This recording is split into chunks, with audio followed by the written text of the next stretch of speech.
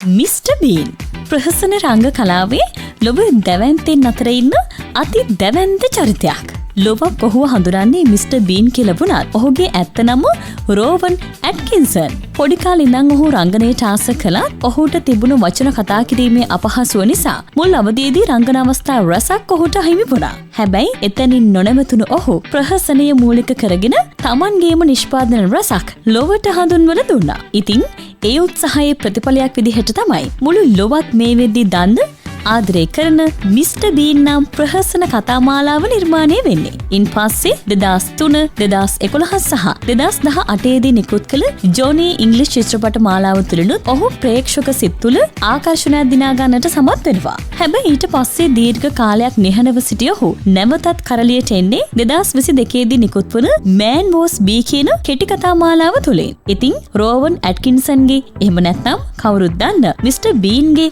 අලුත්ම වැඩේ ගැන තමයි අද කියන්නේ යන්නේ.